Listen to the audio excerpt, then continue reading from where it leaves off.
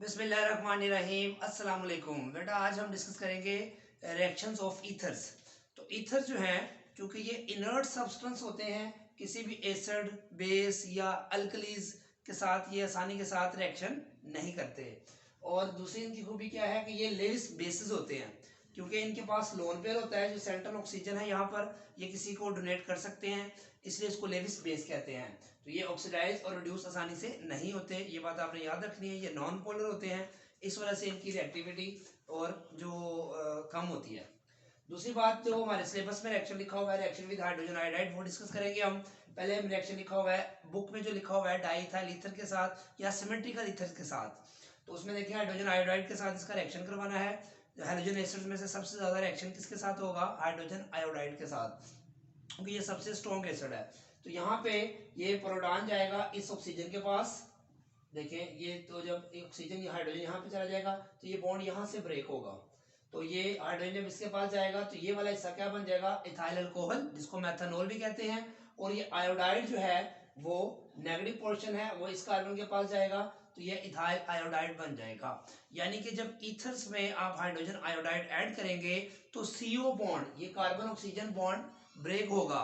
किस तरफ से ब्रेक होगा? यहाँ चूंकि सिमेट्रिकल ईथर है तो जहां से मर्जी ब्रेक कर दे, इधर से ब्रेक करेंगे तो आयोडाइड इसके साथ लग जाएगा, इथाइल आयोडाइड, और हाइड्रोजन इसके पास जाएगा तो इथाइल अल्कोहल बन जाएगा।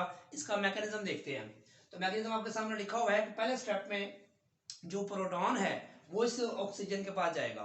तो आपको तो ऑक्सीजन के बारे में भी थोड़ी देर पहले बताया था, ये क्या है? Lewis base. लेविस बेस का मतलब ये इलेक्ट्रॉन पेयर डोनर है। लेविस कंसेप्ट के मुताबिक इलेक्ट्रॉन पेयर डोनर स्पीशीज को बेस कहते हैं और इलेक्ट्रॉन पेयर एक्सेप्टर स्पीशीज को लेविस एसिड कहते हैं। तो ये प्रोटॉन चूंकि इलेक्ट्रॉन पेयर एक्सेप्ट करेगा, ये एसिड कहलाएगा, और ये डोनेट कर रहा है, ये बेस कहलाएगा। तो ये लोन पेयर जब इसको डोनेट करेगा तो यहाँ पे ये ऑक्सोनियम आयन बनेगा फर्स्ट स्टेप में।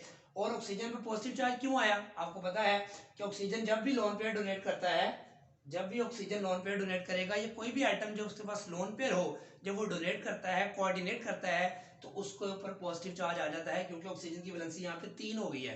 तो जब भी ऑक्सीजन 3 बॉन्ड बनाता है तो उस पर पॉजिटिव चार्ज होता है। ये बात आपने याद रखनी है। इसको बोलते हैं ऑक्सोनियम आयन। तो इसको हमने दोबारा यहाँ पे लिख दिया ऑक्सोनियम आयन। आप देख सकते हैं कि मैंने एक तरफ रेड कलर से शो किया है, एक तरफ ब्लैक कलर से शो किया है, सिर्फ समझाने के लिए है, तो ये सेम है। लेकिन अब हमने बात करनी है कि आयोडाइड सेकंड स्टेप में आएगा। अब आयोडाइड जब आएगा तो ये रिएक्शन होगा न्यूक्लियोफिलिक सब्स्टिट्यूशन रिएक्शन। अब ये आयोडाइड जब आएगा तो इस कार्बन पे भी पॉजिटिव पार्शियल पॉजिटिव चार्ज है, इस कार्बन पे भी पार्शियल पॉजिटिव चार्ज है। अब आयोडाइड किस इलेक्ट्रोफाइल पर अटैक करेगा? अगर आयोडाइड इस कार्बन पर अटैक करता है तो ये वाला ग्रुप सारा जो है ये बन जाएगा लिविंग ग्रुप। क्या बन जाएगा? Leaving group. और ये रिएक्शन SN2 मैकेनिज्म के तहत होता है। क्योंकि यहां दोनों तरफ इलेक्ट्रोफिलिक कार्बन सेम है, इसलिए आयोडाइड इस पे अटैक कर दे या इस पे अटैक कर दे, कोई फर्क नहीं पड़ता, प्रोडक्ट विल रिमेन सेम। तो iodide in single step mechanism, पता याद है SN2 रिएक्शन पढ़ा था हमने कि सिंगल स्टेप मैकेनिज्म होता है, attack of nucleophile and departure of leaving groups takes place simultaneously. तो ये आयोडाइड इस कार्बन पर अटैक करेगा तो ये इलेक्ट्रॉन पेयर वापस ऑक्सीजन के पास शिफ्ट हो जाएगा, तो उसका पॉजिटिव चार्ज खत्म हो जाएगा। तो ये लिविंग ग्रुप क्या बन जाएगा? एथेनॉल, जिसको हम इथाइल अल्कोहल भी कहते हैं। और ये आयोडाइड जब इसके पास आएगा तो इथाइल आयोडाइड बन जाएगा। तो ये सिंपल सा मैकेनिज्म था, सिंपल सा मैकेनिज्म था। इसमें आपने देखा कि सिमेट्रिकल ईथर है, बुक में भी यही लिखा हुआ है। तो इसमें आपने ये याद रखना है कि इसका जो सेकंड स्टेप है ये SN2 मैकेनिज्म के तहत होता है। लेकिन अगर यहां पर अनसिमेट्रिकल ईथर ले ले, जो कि एक एक्स्ट्रा बात बताने जा रहा हूं मैं एंटीटेस्ट पॉइंट ऑफ व्यू से, सिलेबस के पॉइंट ऑफ व्यू से, बोर्ड के पेपर के पॉइंट ऑफ व्यू से यहां तक काफी है। तो उसमें आपने क्या करना है, वो जो एक्स्ट्रा बात है कि यहाँ पे अगर अनसिमेट्रिकल ईथर आ जाए या एक तरफ टर्शरी ग्रुप आ जाए तो उसको हम जो है वो कैसे करेंगे, उसको आप जो है वो कैसे करेंगे, तो उसके लिए हम तफसील से देखेंगे कि जो है उसके लिए आपने उसको रिएक्शन को कैसे करना है। अब देखिए कि हमारे पास अगर अनसिमेट्रिकल ईथर हो, एक तरफ जो है वो दोनों तरफ सिंपल हो, लेकिन यहाँ पे आप देख सकते हैं मिथाइल है, एक तरफ इथाइल है, तो ये SN2 मैकेनिज्म के तहत अब डायरेक्ट बताना है आपने प्रोडक्ट क्या बनेगी। तो वैसे तो आप देख सकते हैं हाइड्रोजन इसके पास भी जा सकता है, इसके पास भी जा सकता है, आयोडाइड इसके पास भी जा सकता है, इसके पास भी जा सकता है। तो आपने SN2 मैकेनिज्म के तहत जब रिएक्शन हो रहा होगा वो कब होगा? जब दोनों तरफ प्राइमरी अल्काइल ग्रुप होगा या सिंपल अल्काइल ग्रुप होगा। तो SN2 मैकेनिज्म में आपको पता है कि जो अटैकिंग न्यूक्लियोफाइल है वो उस तरफ अटैक करता है जहां पे हिंड्रेंस कम हो। तो यहाँ पे देखिए मिथाइल पे इस कार्बन पे अटैक करना होगा। पहले स्टेप तो मैंने लिख रहा है यहाँ पे, आपको पता है पहले स्टेप में प्रोटॉन इसके पास जाएगा तो ऑक्सोनियम आयन बनेगा। सेकंड स्टेप की बात कर रहे हैं कि आयोडाइड इस पे अटैक करेगा या आयोडाइड इस पे अटैक करेगा। अगर आयोडाइड इस पे अटैक करता है तो मिथाइल आयोडाइड बनेगा, अगर आयोडाइड इस पे अटैक करता है तो इथाइल आयोडाइड बनेगा। तो अब कैसे याद रखें क्या बनेगा, तो हिंट याद रख लें क्योंकि ये दोनों सिंपल हैं या प्राइमरी अल्काइल ग्रुप लगे हुए हैं दोनों तरफ। तो आप SN2 मैकेनिज्म का क्या असूल याद करें कि जो अटैकिंग न्यूक्लियोफाइल है वो उस कार्बन पर अटैक करेगा जो लेस हिंडर्ड होगा, जिसमें हिंड्रेंस कम होगी। तो बताएं यहाँ हिंड्रेंस कम है या यहाँ हिंड्रेंस कम है, तो यहाँ कंपैरेटिवली हिंड्रेंस कम है। तो iodide will attack on this carbon and hydrogen goes to this carbon, तो ये एथेनॉल बन जाएगा और ये मिथाइल आयोडाइड बनेगा। ये बड़ी इंपॉर्टेंट बात याद रखनी है आपने। नेक्स्ट, अगर यहाँ पे बल्कि ग्रुप लग गया है जैसे टर्शियल ग्रुप लग गया है तो ये रिएक्शन SN2 मैकेनिज्म के तहत नहीं होगा बल्कि SN1 मैकेनिज्म के तहत होगा।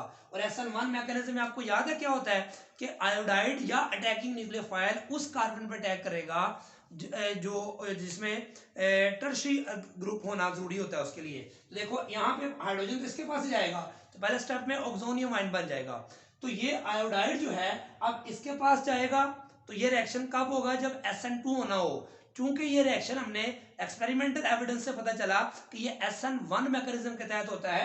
उसकी वजह क्या होती है कि जब आयोडाइड इस कार्बन पे यहां से ये लिविंग ग्रुप पहले चला जाता है, पहले ये लिविंग ग्रुप चला जाता है क्योंकि इसके लिविंग ग्रुप में जो है वो कार्बोकैटाइन बनता है और कार्बोकैटाइन आपको पता है क्या होता है, यानी कि प्रोटॉन अगर यहां आ जाता है, अगर आप देखें यहां पे हाइड्रोजन आपके लग गया हुआ है, तो अगर नेक्स्ट स्टेप में आयोडाइड ने आना है तो वो ये वाला लिविंग ग्रुप बनेगा, तो ये बनेगा सिंपल कार्बोकैटाइन।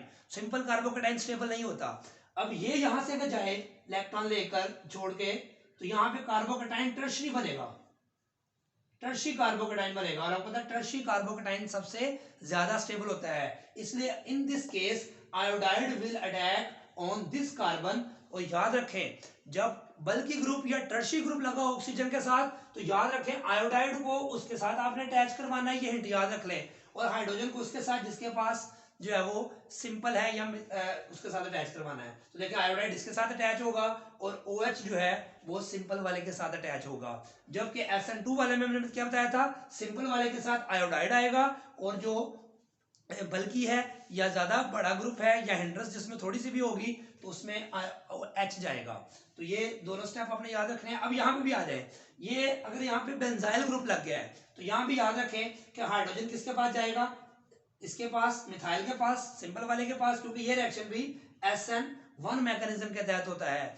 इसका मतलब हुआ पहले स्टेप में ये प्रोटॉन यहाँ पे आएगा, वो पहले लिविंग ग्रुप को जाना पड़ेगा। जब यहाँ पे हाइड्रोजन आएगा तो यहाँ पे पॉजिटिव चार्ज आएगा, ये जब यहाँ से निकलेगा तो ये बेंजाइल कार्बोकैटाइन बनेगा और बेंजाइल कार्बोकैटाइन रेजोनेंस स्टेबलाइज होता है। जैसे ये टर्शियरी कार्बोकैटाइन बहुत ज्यादा स्टेबल है इसलिए ये निकलेगा और आयोडाइड यहाँ अटैच होगा, यहाँ पे बेंजाइल बनेगा और बेंजाइल कार्बोकैटाइन रेजोनेंस स्टेबलाइज्ड है, ये हमने एरोमेटिक वाले चैप्टर में पढ़ा हुआ है रेजोनेंस स्ट्रक्चर।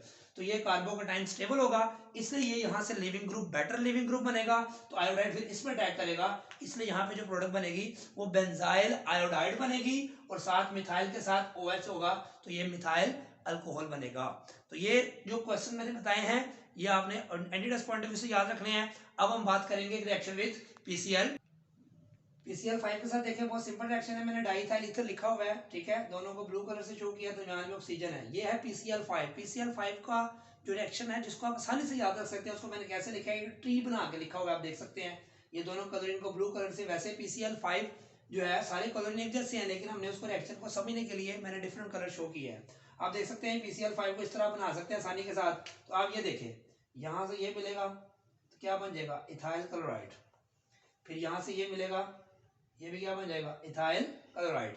और दरम्यान में ये क्या बन जाएगा, देखें ये POCl3 phosphorus oxy try chloride, phosphorus oxy try chloride. तो कोई मुश्किल बात तो नहीं बेटा, ये बहुत ही आसान है।